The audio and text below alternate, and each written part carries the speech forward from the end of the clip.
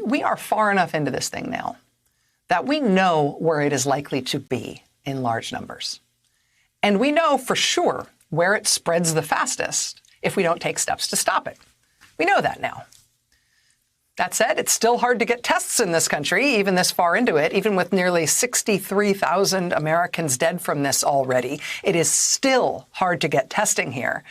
But we do know now from watching the contours of this epidemic, from watching the numbers, watching those red dots on the epidemiological maps sprout all over the country, and then zooming in and figuring out where those are, we know now where we ought to be testing if we only had tests. And it turns out when we are able to test in those places, lo and behold, you find the virus in magnificent numbers. So 75% of the prisoners at that prison where they rioted 2 weeks ago saying we need help with coronavirus, 75% of those prisoners are positive. And we know that because they finally tested there. So far, the federal prison system has done full-scale testing in one prison at Terminal Island in California. They ran 1,055 tests on all of the prisoners at Terminal Island. 443 of them tested positive. They've now started a medical build-out at that facility to try to handle the huge numbers of cases there and the medical care they're ultimately going to have to provide. And of course, it's not just prisons. We know where the biggest concentrations are of infections. We know where the most rapid and exhaustive spread of infection tends to happen in our country. This, for example, is the headline today in the Cleveland Plain Dealer. What happens when an entire nursing home is tested for coronavirus? More than half of the patients test positive at one Tallmadge, Ohio facility.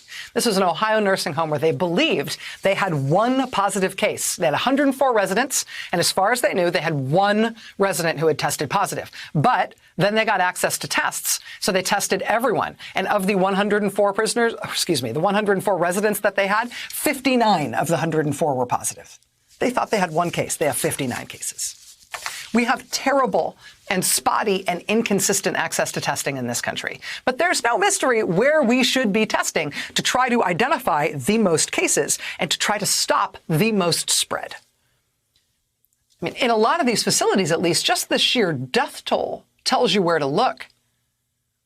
We have thus far, just with a news search of statements by state health directors, we have thus far been able to identify at least 10 states in the United States of America where the statewide death toll from coronavirus is mostly made up of nursing home residents.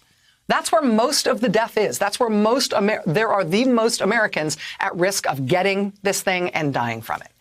In Pennsylvania, it's 65% of the deaths in that state are in nursing home and long-term care facilities. In Pennsylvania, one facility in Beaver County has had 58 Americans die within its walls. We learned today that a veterans home in Chester, Pennsylvania, has had 27 American veterans die there. In the great state of Maryland, the state now admits that more than 50% of their deaths are in nursing homes as well.